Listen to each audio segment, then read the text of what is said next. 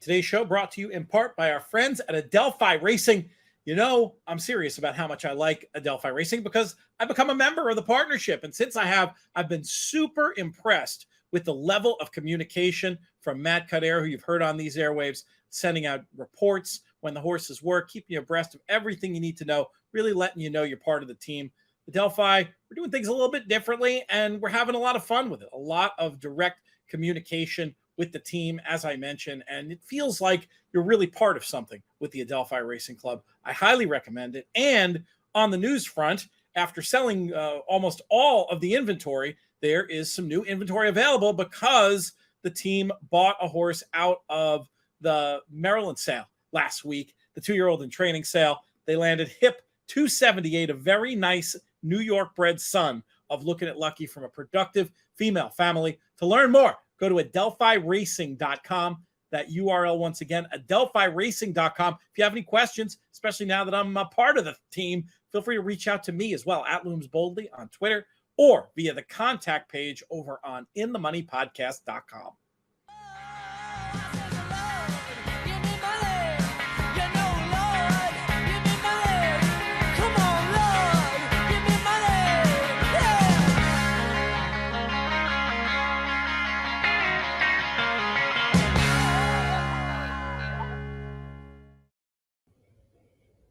Hello and welcome to the In the Money Players podcast. This is our show for Tuesday, May 31st.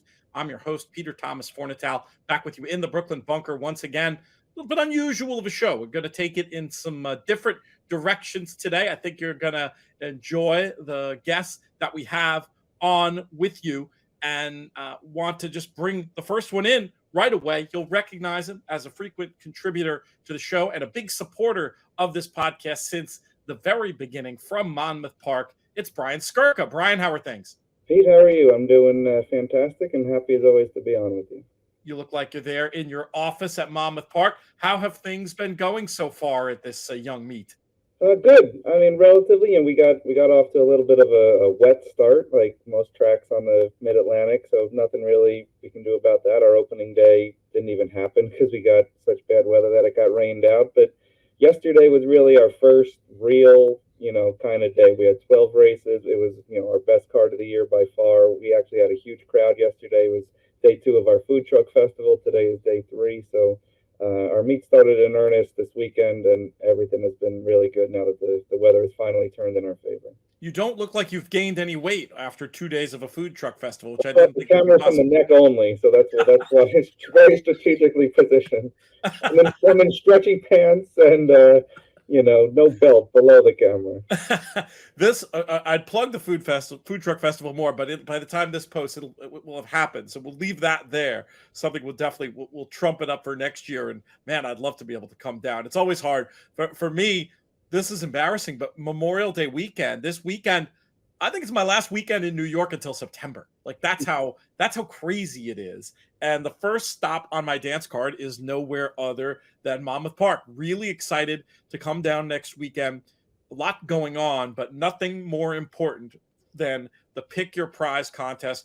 I emphasize this to new contest players, even if you're new to live bankroll play. This is one that you don't want to miss. It's a really terrific event that will bring in players from all over the country. Brian, tell us what we can expect from this year's edition of Pick Your Prize. Sure. So very happy to note, now that, a lot of the COVID restrictions have been eased, we're getting back to more of a quote unquote normal Pick Your Prize. There's still an online element. So if you're anywhere out there in the country and you want to play through TVG or Xpressbet, you're more than welcome to. But I would say as of now, probably somewhere in the 60 to 70% range of the players who have signed up so far will be playing on site, which is great. We set up the room kind of like a mini NHC. There's just big round, tables. Seating is first come, first serve, so everyone sits with their friends, and all the tables have power. There's huge screen TVs all over the wall, so it's kind of like a mini NHC in the middle of the year. And it, as you said, it brings out the best of the best. Normally, we're somewhere in like the 30 to 35 states that are covered in terms of players coming out for this contest. So it truly is players from everywhere. And the prize structure, as you alluded to, I think is second to none. We kind of created this one from scratch based off of the feedback over the years that we've gotten from a lot of players that, some much prefer NHC seats and some much prefer BCBC and some just are really in it for the cash. So at the time that we created this event, it really wasn't an event that truly let you pick your prize. Most contests had it laid out. Okay, if you finish first, you get this. If you finish second, you get this.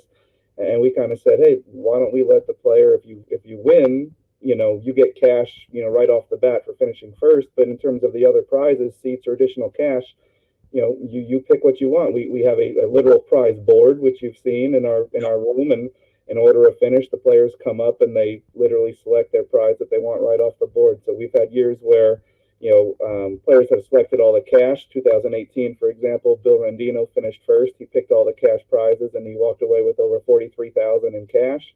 And then last year was a little different. Alan Levitt was first. He picked a BCBC seat and $25,000 cash. And Ken Seaman, as an example, who finished second, walked away with a BCBC seat, an NHC seat, and $10,300. So it's kind of a, what are you in it for? And depending on where you finish, you can pick whatever prize you want. Yeah, it's great. That's a cool gimmick and one that I know is very player friendly. You mentioned the NHC, it being like a mini NHC. I would also call it, if not the best, I think it is the best. I'm just going to go ahead and say it.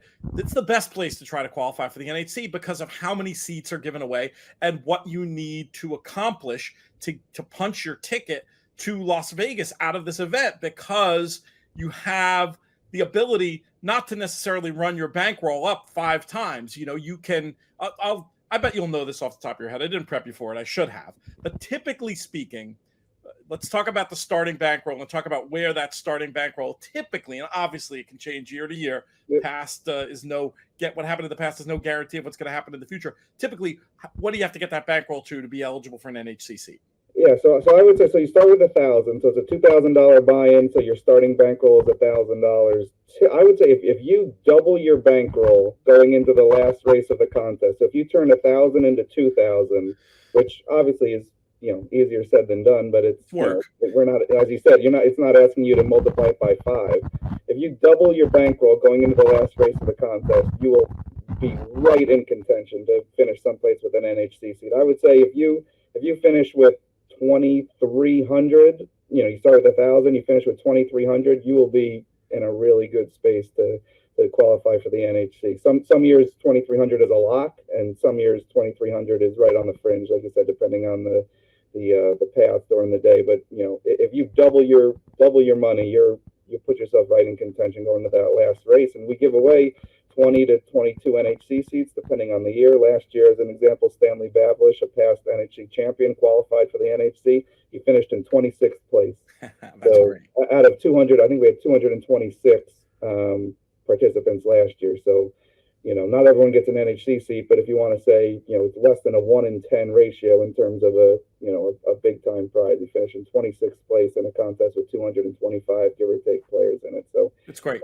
I love that, what we call the flatness of that prize structure, while still getting a pretty terrific award, as you outlined before, if you're the overall winner. Let's do the brass tacks. What does it cost, and what are the rules? Right, so $2,000 buy-in. You can take up to 2 entries. It's win, place, show, exacta. This year we've added double for the first time.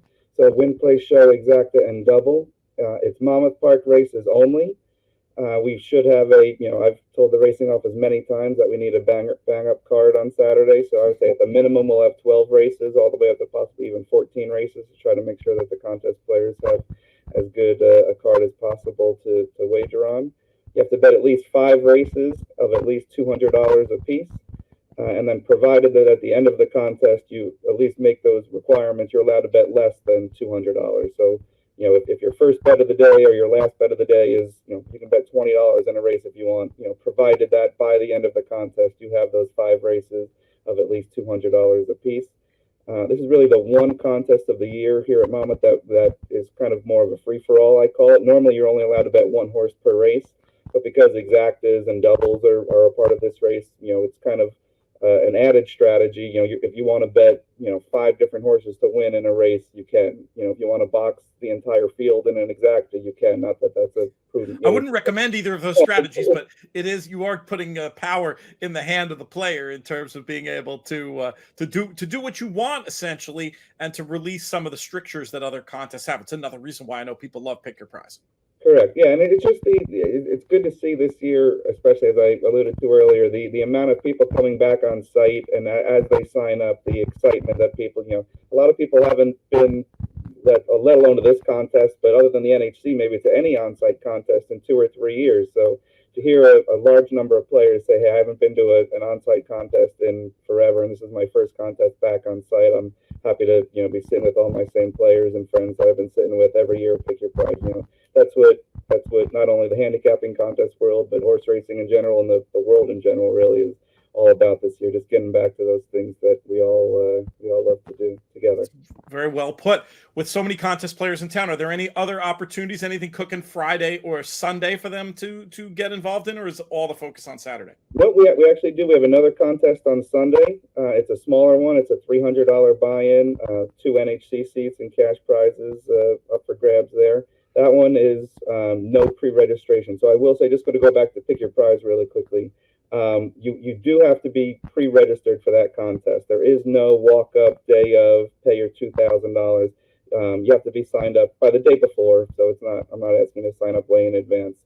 So if you do want to sign up for Pick Your Prize, we don't cap the number of entries. You can certainly contact me any day this week prior to Friday, prior to the end of the day on Friday, and we can sign you up for the Pick Your Prize contest. If you are playing through Xpressbet, they keep registration open right through noon the day of the contest. You can pretty much sign up with them right through last second. But if you're going to play TVG or on site, just contact me and we'll sign you up a day in advance.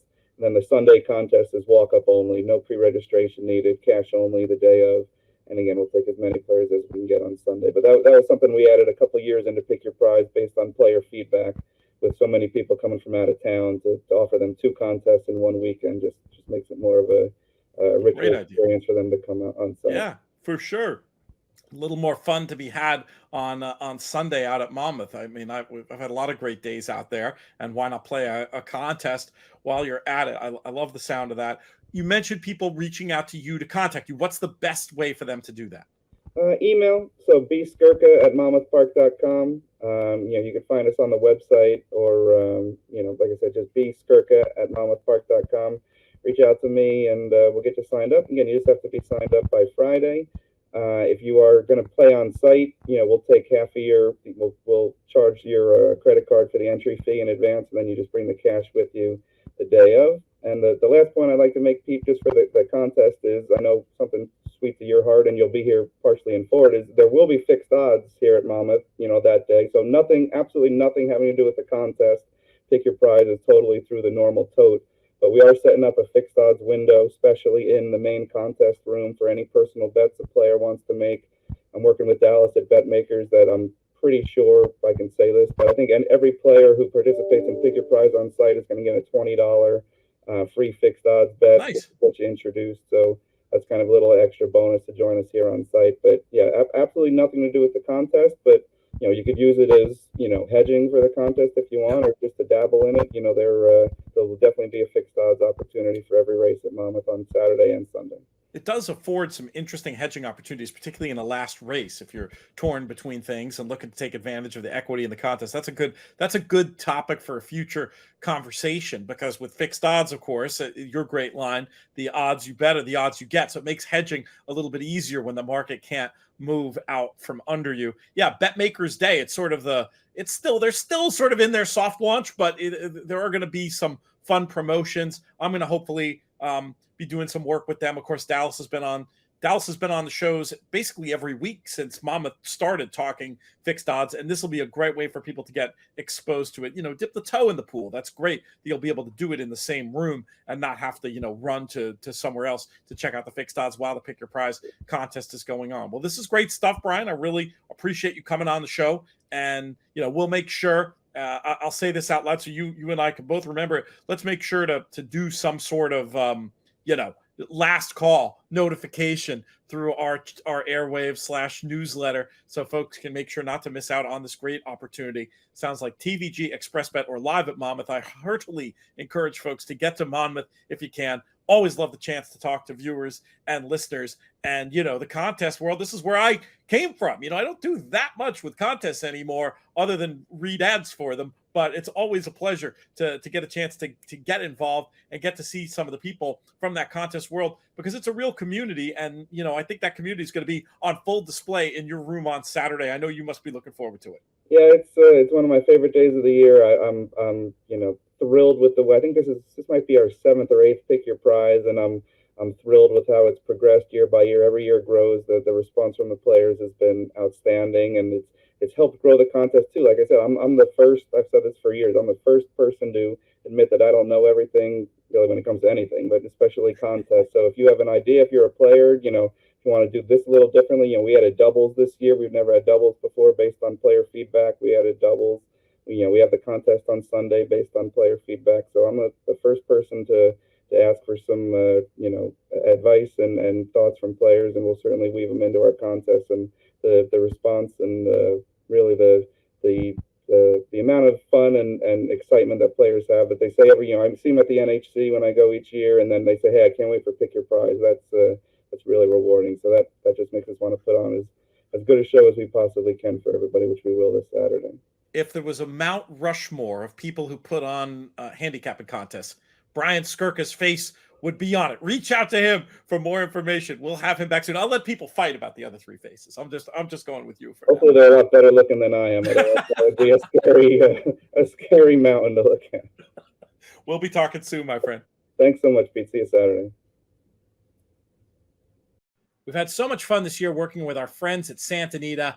Few weeks left in the meet. That means a few more opportunities to participate in the Golden Hour Double and Golden Hour Pick 4. Super player-friendly terms in this bet, with those high minimums make it harder for the pools to be made completely efficient by the biggest players. And also, of course, the player-friendly 12% low takeout. Any day, Santa Anita and Golden Gate are running. Look for the Golden Hour Pick 4 to learn more about the bet, to learn more about everything going on at Santa Anita. Check out santaanita.com. 3, 2, 1. I had a really good time at the Preakness this year. It was interesting race, great company, pleasant weather, maybe a little hot, but, in off the goalpost.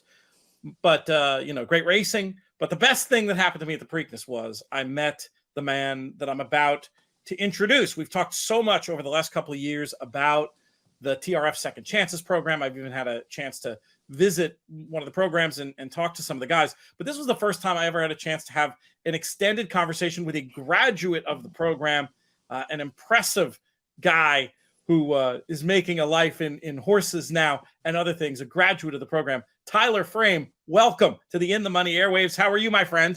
Good. How are you? I'm doing great. So how was your experience overall at the Preakness? I loved it. That was the first time I've actually ever been to a big race like that. And at that level, I mean, it was miraculous. I was right on the line in the grandstands, finish line, and right when they come across everything you learn, that dig they give at that last final second is the most rewarding thing for sitting there that whole day to see that. That's fantastic. Did you grow up around horses at all? Absolutely not. I actually never liked agriculture until I did the TRF Second Chances program. Well, one of the first questions I asked you when we met, I said, is this program as good as I've been hearing it is from the previous guys I'd spoken to? Do you remember what you said? It is the best thing I have ever done in my life. It is the most rewarding program that you could ever you can't even fathom what you go through in that program in the short amount of time and the knowledge that you get. And it's not just about the horses neither. It's also about you. You get to reflect on yourself based off of each animal, because every thoroughbred, let's face it, they have a lot of personality, but all of them have different personalities. So, I mean, overall, it changed my life, and I know a bunch of other people, it's changed theirs too. It sounds like a very powerful experience. I like the way you described it when you said what you go through, because it sounds like you're not just talking about what you learned in terms of the brass tacks of the program, but more of what you learned in terms of this sort of empathetic understanding you're talking about. How does that work? I mean, what did you, not growing up around horses, think the first time you got up close and personal with one of these 1,000-pound animals? Well, the first thing that happened was when I went into the stall, when he moved, I instinctively kept about a 5-foot distance. So when he swayed left, I immediately swayed left, which scared him and turned his rear end. So that was like the biggest thing. Was it scared me. They're so intimidating at first. And that was one of the things that you learn trust. And that's a big thing when it comes around to these animals, especially like track animals, intact animals, any of them, whether they're gelded intact, whether they're, being conditioned for racing, whether they're just being conditioned for jumping, they have to trust you. And that's the biggest thing in life, is trust. Now we're going to get to your upbringing and your experiences that led you to the program at some point, but I want to start at the end. I want to start off with where you are now. What were you doing this morning? I have a feeling from the look of where you're sitting and what you're wearing on the YouTube channel, I think I know exactly what you were doing, but hey, some of us aren't watching, we're listening. So tell us what we're getting yourself into today. So I come in and I have to feed, turn out, take care of 25 animals. And it is about almost 90 degrees here. So where are you? Let folks know where you are. I'm at Above and Beyond Farms in Hagerstown, Maryland, okay, which is a jumping/hunter jumper farm.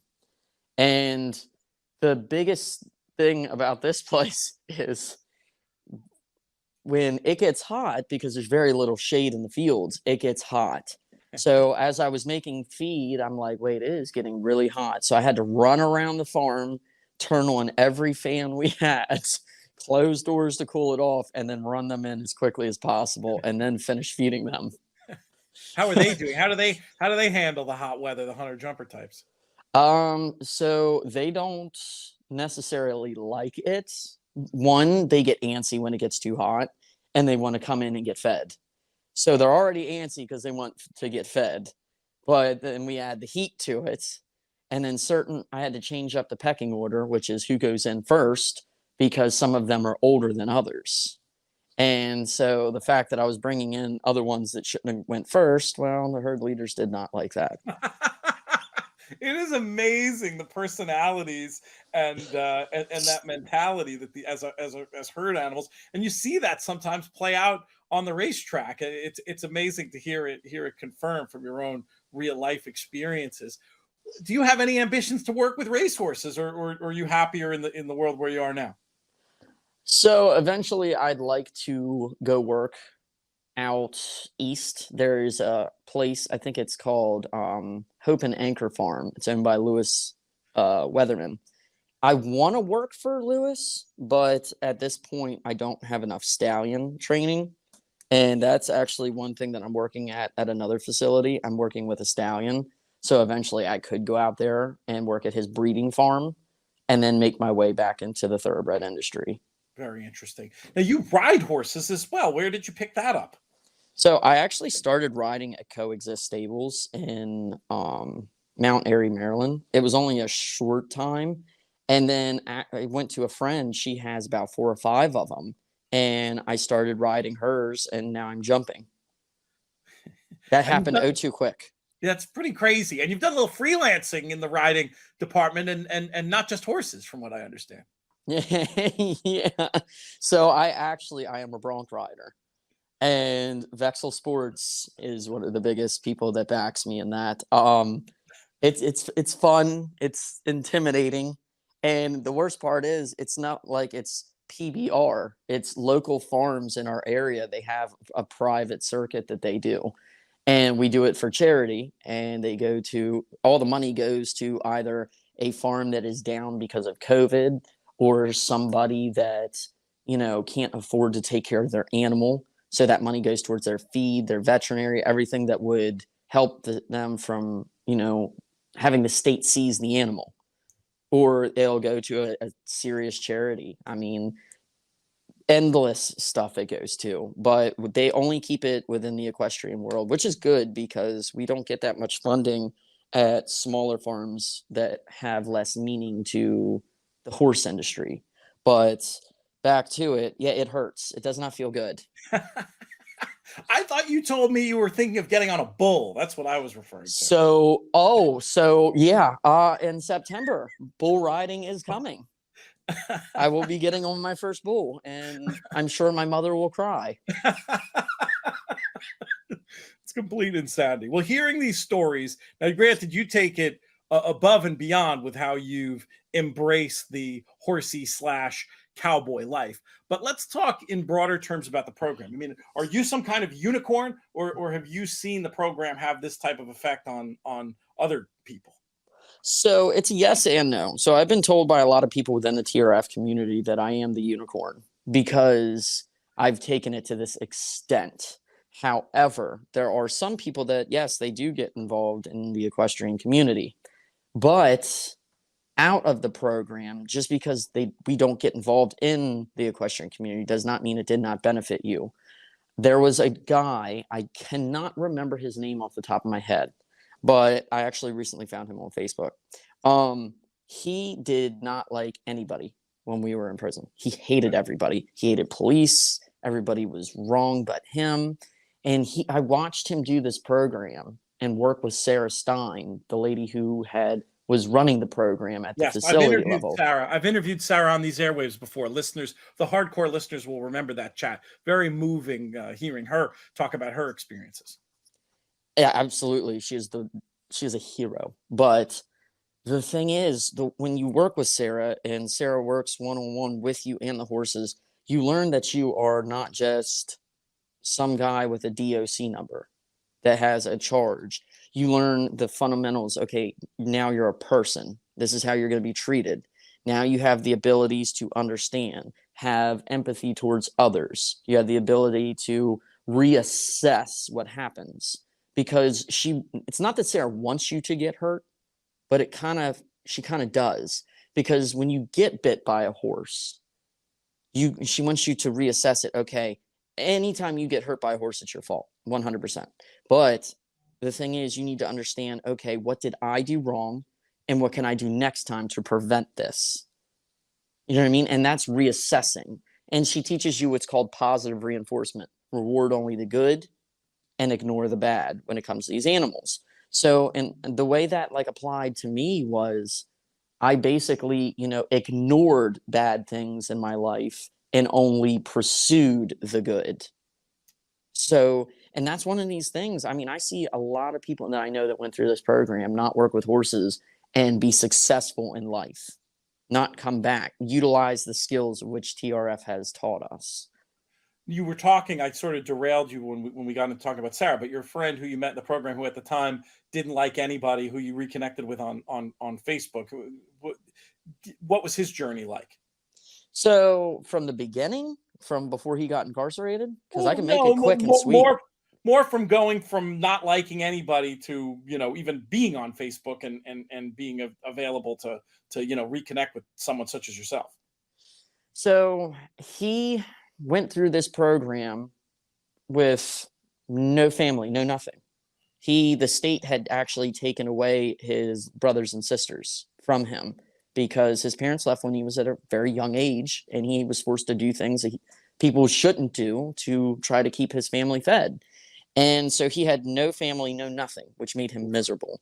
And he eventually started to, like I said earlier, he learned all these coping skills and things to do. Well, he got the certificate, and when he got out, he actually went down to Laurel Park, and he got a job, made some money, and then he started going to a community college, and one thing led to another, and now he is in charge of an Amazon warehouse. Great. So that's the yes and no of it. Not everybody's out there riding Broncos, but it feels like these life skills that you learn in the program are applicable to a larger subset of humans than just you, the unicorn. Let's talk about your own journey, if you don't mind. And I was hesitant when we talked to get too much into the whys and the wherefores of how you got involved in the program. And I certainly, I didn't want to define you as somebody who spent time inside. I wanted to focus more on what you were up to today, but it was actually you who brought the conversation around to how you view your past and how you actually want to talk about it. So let's go back to what led you to get put inside in the first place. What was going on in your life in the time when you got into trouble? So when I was 20 years old, I was partying. I was running around with a significantly large crowd of people. And everybody knew generally who everybody was, whether we were friends or not. I had actually gotten into an argument over social media with about six people. These 6 people damaged my vehicle. And I had actually called the police. Police did nothing. Called the state's attorney's office. She did nothing. And then I went to the county commissioner, tried to press charges, and they wouldn't. So I was talking about it at a party, and these 6 people were like, "Hey, well, why don't you set their vehicles on fire?" And yeah, I did it with them because my license was suspended at the time too, and so I couldn't drive. So they drove me, and eventually, when they got caught, they blamed it on me. Well, And arson is a crime. yes, it is. Yeah. Now, that's the thing. I don't regret going to prison. I'm best years of my life.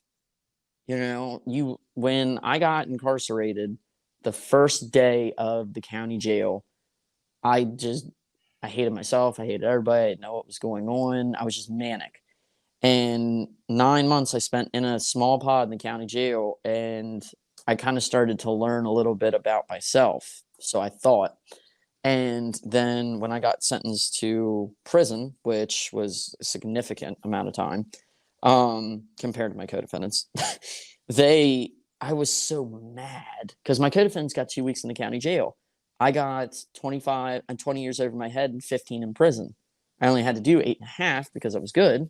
But during those 8.5 years, I took over 35 programs, small courses to learn about myself, anger management, stress management, dual diagnosis, people that have, an alcohol problem mixed with a mental health disorder, just so I could figure it. Some of the stuff that I took had nothing to do with me, but it interested me. And just because something didn't have anything to do with me doesn't mean that I can't find something in it to help me. And that's basically the way I started looking at it. I learned who I was. Had you asked me, "Oh, who are you?" I'd have said Tyler Frame. But now I know who I am. I am a person of understanding. No matter what happens, I am impartial to the best of my ability. I love animals. I love not just life, but the meaning of life. I love to have a good time. Just all this stuff I can say about myself that I couldn't say before. The only thing I would have said before is I'm Tyler Frame. Right. In depth, you learn who you are as a person and what you're capable of in prison. It's so interesting. Someone such as myself who's watched too many mob movies, sort of the code for spending time away in prison is, he went to college. He's at college. Yeah. In your case, it sounds like it's much more literally true. I want to talk about what role or at what point during the education you received inside did you hear about the TRF program, and what attracted you to it as somebody who didn't know anything about horses beforehand? So this is actually pretty funny. So I wanted to be a paralegal when I got out, and I was studying, paralegal studies and doing everything I could to fight other inmates' infractions for them and go to court against the Division of Corrections, do everything I could to just litigate and get good and get better and better. Well, the jail got so mad at me, they basically said, "Oh no, you're going outside of the fence all day long." And because they were mad, they didn't want me inside anymore. So I did it, and I went outside, and because I didn't want to go to the TRF program. I just heard horse farm. That's all it was known as. It was the horse farm. And when I got there, I was told to, go work with a certain horse, and I did. And after the first day of working with him, I fell in love. I mean, it's ridiculous how quickly I fell in love with him. I know jack crap about horses, but I was showed, this is how you pick up a hoof. This is how you pick a hoof. This is how you groom. You know what I mean? Don't let him take advantage of you or invade your personal space. You know what I mean? Just the bare minimum. And I did it alongside another person. And next thing you know, when I left, I couldn't wait till the next morning. That's amazing. That's amazing. It's like a lightning bolt. It sounds like falling in love. It was. It is the most relaxing thing you can ever do. Oh, that's great. That's great. And to really, I mean, for it to have happened by accident. Now, one of my lines I use about the Second Chances program is that, the correction system famously in this country, a lot of things that don't necessarily work. Whereas for me, it feels like having visited the Second Chances program, not the one that you went to, but the one at Blackburn, and having spoken to you, I feel like this program is something that works. Would you agree with that there's something, because it sounds like you were getting something out of your prison experience even before you got to the Second Chances program, but why does this seem to work more than your average education system in prison? And I have a feeling it might be because of the four-legged instructors, but I want to hear your take on this. So, well, first off, every real therapist lives in a barn. So all four-legged therapists live in a barn. That's what I always say. My therapist lives in a barn. So no, the way this program is designed, it is designed to direct you to work at a racetrack. That is the way this program is designed in Maryland. And when you go through this program to learn the basic anatomy of these animals, their history, you learn their social behavior, their movements, everything you can about them. At the same time, when you groom them, that's when TRF instructors tell you to be one with that animal, talk to that animal, let go of everything else, feel what they feel, and respond to what they feel. And that right there is therapy beyond belief. Horses are therapy for people with mental illnesses. That's why they say horse people are crazy. I can attest to that. But we strive, we connect with them. It's like they draw us to them. And when you don't get really good therapy in prison and you immediately get introduced to one of the best therapists there is, it's like a light switch goes off. And that's like mentally. Now, everything else that builds you up and this is where the Division of Corrections has to do its job. Rick Zambito was the correctional officer that ran the program when I was there. And he didn't run it. He ran the physical part of it. Sarah runs, hey, I need you guys to do this with these horses. The correction officer says, I need you to mow this. I need you to do that. And, all the physical chores. And that's what builds it. It's like a combined thing. You have a great instructor like Sarah. You have a great boss like Zambito. And together they give you the stability. They give you the ethics to work. You're working in 100-degree heat as an inmate wearing a blue DOC shirt and these cotton pants. And it makes you want to work with these animals so bad, so you'll do anything you can to stay. And it's like a basic training thing. It brings you down to the lowest point and builds you back up. And just like in the wintertime, I remember when it was -4 and windy. And they said, hey, you got to go try to get the poop out of these fields. Bring in the horses. You got to do all this stuff. And I only have like a brown jacket, some pants, and some boots on. And I don't have nothing to cover my face. And I barely have a hat that goes over my ears.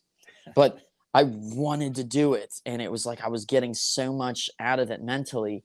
And that's just how it is. It's like the Marines, man. They knock you down and build you back up. Like there's never in the Marines, but all my friends say the same thing when we talk about this. They're like, it's just like buds. That guys that were in the SEALs, I have 2 of them go to the American Legion. They're like, it's the same thing, man. They put you through the worst to get you what you want. because they want it. They want to be Navy SEALs. I want to be a horseman. You know what I mean? So they put them up through all sorts of hell. They put us through all sorts of hell. So the common goal is to get what you want.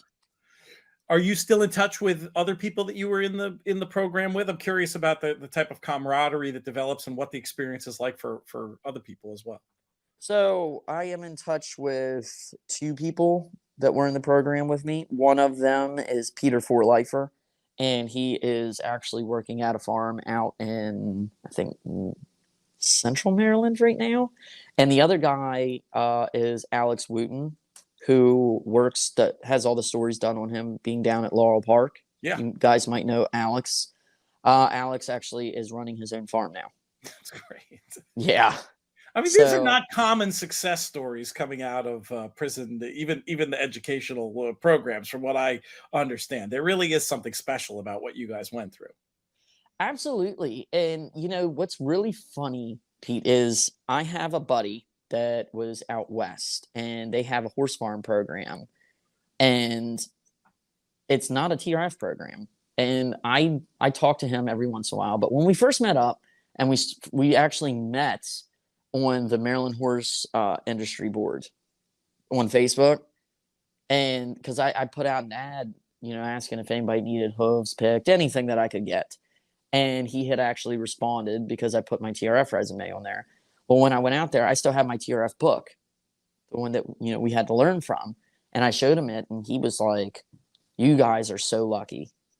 He said, like, the amount of stuff that they had given you is nothing out there.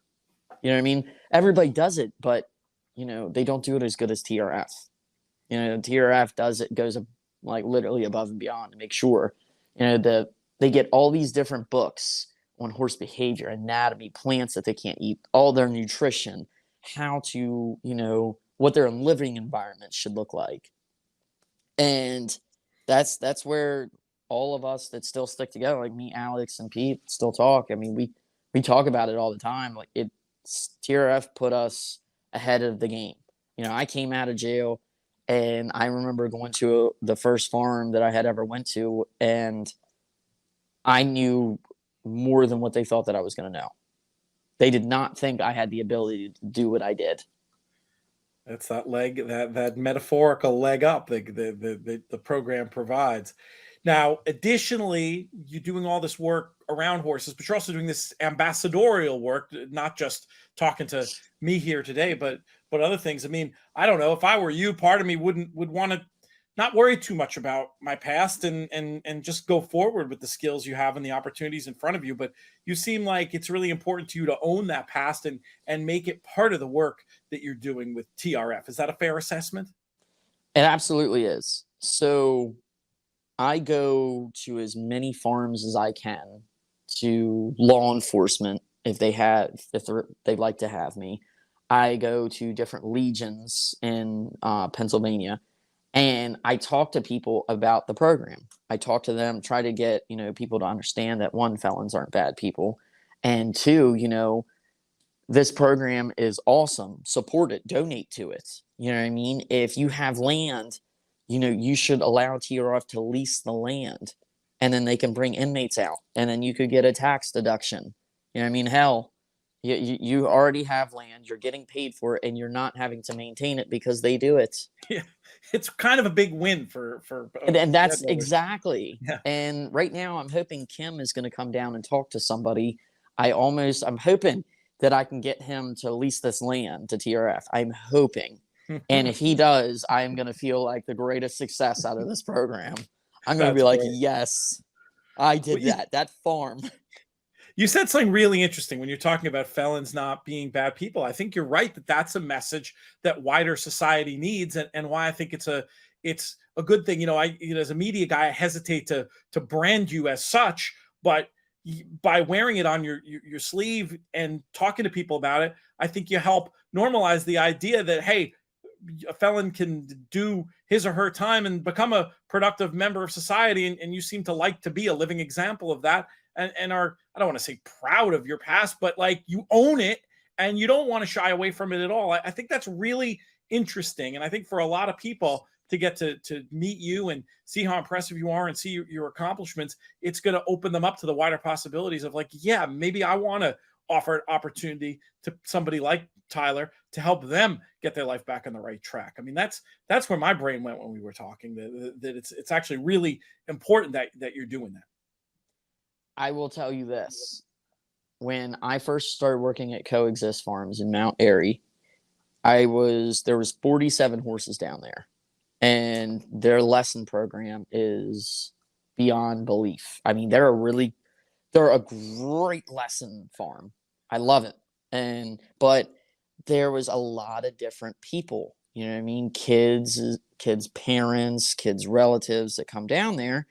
And I never told anybody because Elizabeth that runs it had asked me, don't tell anybody you're a felon. I don't want them to judge you. She was like, because they don't judge. And she was like, we don't care if you do, but we prefer you not.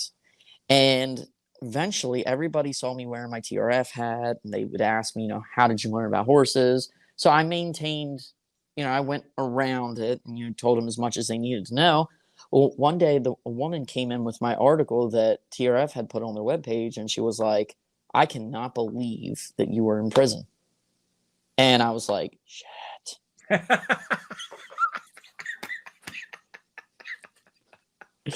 I was like, oh, here we go. It's going to spread like COVID. And she goes, I have watched you ever since I seen this article 2 months ago, she said. 2 months she had watched me just to see how I was. And she said, the way you can handle these animals, the way you will just run into a stall if one of them's hurt, she was like, I never would have thought that program would have did that for you. She was like, that must be one hell of a program. And I mean, it is, But to that larger point, it's not just because somebody has made mistakes in their life doesn't mean that they can't thereafter be a productive member of society, especially when you get the right kind of life training, like through this program. And I love the idea. You made the point about, seeking out law enforcement at this point. You made a reference, you had kind of a negative experience with cops before you went inside, but it sounded like afterwards it's just the opposite. And you relish the opportunity to show everybody like, hey, this system can work. You don't need to be judgmental. You don't need to be prejudiced. We're people too, and we can be productive members of society. Well, this is actually pretty funny, and most people would never believe this. So police officers arrest you and put you through the system because of what you might or might not have done. Prison guards are to watch you while you're incarcerated until your release.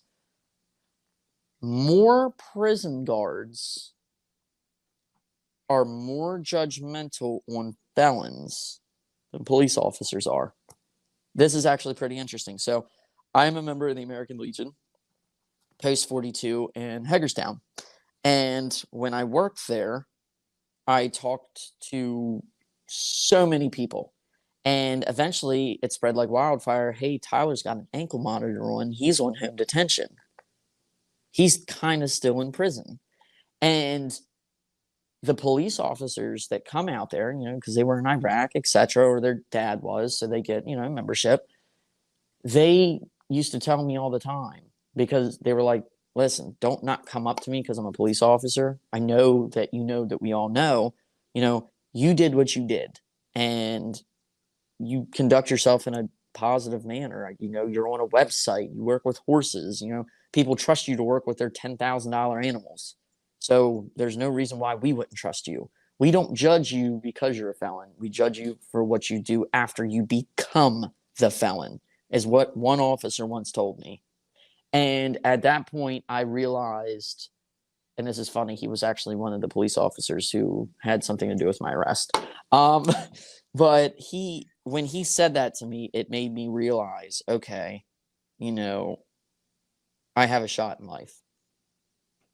I have this program that backed me, and now he's telling me this. I have a shot at life. And when I was in TRF, I went to school for horses while I was in the program. So TRF was helping me with that. And I remember, like, I was like, okay, I'll take all these programs that I did with TRF and my certificate I got with them and with New Horizons Equine Education Center, and I'm going to go get me a serious job. And that's where it all started. It's an amazing story. I'm so glad you share it. And the fact that you're spending so much time, even though you've got this stuff going on, continuing to promote the program. Obviously, program is supported in part by outside donations from people like the ones listening and watching. We encourage them to go to trfinc.org/players to donate. I mean, Tyler's living proof that this can really make a difference in people's lives. Not to mention the fact that I'm sure it's a positive experience for the teachers, the horses who are involved in the program. And it's a way to give them, let them fill a role that obviously they're born to do, teaching empathy. Tell me a little bit more about some of the horses you work with. So the ones here are in TRF? In TRF program. Okay, so there were 6 horses. There was Dreamer, which was a 7-year-old gelding. He was a bay. He had horse anxiety. I kid you not. If you went, like, just moved your hand like this, he'd be like, oh God. You know what I mean? It's like every time you came in there, he's like, oh my God, something's going to eat me. And that was one of the horses that you really had to see how you conducted yourself, because humans have anxiety and humans are subject to BS. And with Dreamer, I had to watch my feet because he would not pay attention and he would always step on your feet. But that also teaches you to pay attention in life, the things that are happening around you while you're doing something. You know, I had Greek Ruler, which was the love of my life. Like, that is the horse who changed my life. You know, Greek was, I think, 14 years old. He was 15-3, hands high. And he was the best thing for me. You know, he gave me love back. You know, I hugged that horse, and the feelings I would get, you couldn't believe. And that's like one of the things is, you know, when I still think of Greek today, I still get that like euphoric feeling, that like high, that, you know, love that you just can't explain it. I don't know how to explain it, but Greek was like the best animal ever. You know, he didn't teach me really anything out of the ordinary as far as the other ones. He just made me want to be a good person, like one-on-one. There's no words to put it. You would have to put a USB cable to my head. You know, You're doing a good job. You're doing a good job. You're getting it across. Yeah, I mean, the way he looks at you, his gentleness. He's stubborn as hell, though. I tell you right now, that horse does not want you to do what you want him to do. But once I used to do this, matter of fact, not to get off topic, but on the weekends, when we would go out to the horse farm and they would send us out, you know, to feed on the fence line. And, you know, if there's any poop, pick the fields real quick. When I was done, they would let us bring mints out of the jail, right, to feed the horses. So I had 4 mints that I would keep on me. And Dreamer and Greek were in the same field as each other. And I would give them 1 mint. And then, because I'm slick and I just wanted to feel like a god, I would walk in between them with my hands like this, and they would walk with me and follow me all around the field. And I'd give it to them, and they would keep following me. And I was like, oh, this is awesome. This is the life. You know, when they would lay down in their field, this is actually how what really made me start to actually want to do it even more. One time, Greek, which never laid down, he was laying down in the field, and Dreamer was beside him. And I walked up, and I slowly started to, you know, etch up to him so I could try to lay with him. And I sat with him, and his head was in my lap. And that was like the key moment of, okay, yeah, I'm doing this forever. I'm going to do this for the rest of my life. This is what I want. So great. One of the guys at Blackburn had said to me, and you're the living embodiment of this statement as far as I'm concerned. He said, people think it's our job to take care of these horses, but really it's the horses who are taking care of us. So I love that line. A copywriter couldn't have come up with that line. You can't. The article I had actually put online, I titled it Heroes with Hooves. It's on TRF's website, and that's because they save us. We are, in prison, are subject to all sorts of self-destructive behaviors. And I mean, you go through there and they save your life. I can't even tell you. There was a horse named Judge Lucy, and she had a really shitty groom. She was head shy. If you touched her, she would bite the hell out of you. You know what I mean? Certain days she would turn her ass towards you. And it took forever, but slowly working with Lucy, you learn where not to touch her. And if you do, where to stand. And when you hug her, she fights it. Like, she's just like, oh, get off me. And then eventually when you relax, she relaxes and she's like, okay, I'm safe. I feel good now. This is nice. And that's just, it's one of the things that just saves you. Every single one of those 6 horses, you work with one horse for 30 days. The program is 6 months. I was fortunate and I stayed for 9. Each one of them teaches you something different. And that's the point of having different ones. And it's like, once you hop horse to horse, you always look back at your first one that you had, like, great. And then you figure out, like, okay, do I want to do this or do I not? I mean, am I going to do this forever, or, is there something else I could do? And that's one of the things that I learned, is that's how they save you. They get you to think about that. They get you to think about your life and the future. Was it you who told me the idea that they're like a mirror in a way? And they are a mirror. Yeah. What you put into them is what you get out. A horse sees you for what you are. If you come at it aggressive, it's going to be aggressive. If you come at them understanding, they will be understanding. Have you ever heard the statement, never bring your home life to work? Yeah, sure. Yeah, don't do that when you go into a stall. Don't bring your home life to work. Because it will tell you how your home life is in a very negative way. But I mean, if you want to talk about empathy and you want to talk about a life lesson you can take with you forever, I think that idea of, it's simple, but it's a truism that what you put out there is what you're going to get back. And if you can use that and develop that into your coping mechanisms for dealing with everyday life, you're obviously going to be you're going to be able to be a lot better off. And I think for a lot of the guys in your situation, they've dealt with human teachers their whole lives, giving them lessons that for one reason or another haven't resonated. And a lot of humans, a lot of human teachers, they're going to be, they're going to have their one way of doing it. Whereas I think I could get the logic that to just hold up a mirror and have that relationship that you have with a horse, that's going to be a lot more effective way of getting through to somebody who maybe hasn't gotten some of those messages and doesn't have the home life, hasn't experienced the love and connection with other beings along the way. I mean, it really seems like a perfect program for teaching people who've maybe had trouble hearing those messages up to that point in life.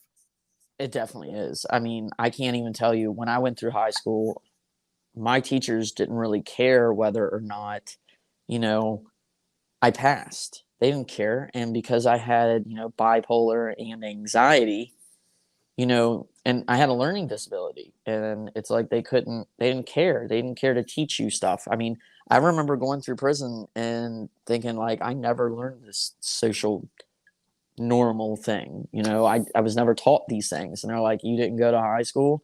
But our teachers always had the thing, oh, well, they're adults, so they're just going to learn on their own. And when you go through a TRF program, it's like everything you weren't taught in school, you're taught there. Where did you go to high school? Where were you in the city? I was in Williamsport High School. It's in Washington County, Maryland. It's right next to Hagerstown. Small town, USA. Okay.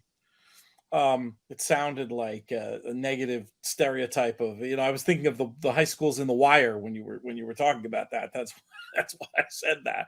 Yeah. All right.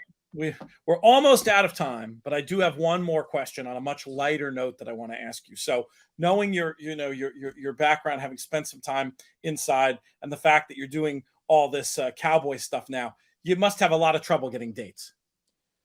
I will tell you this, right?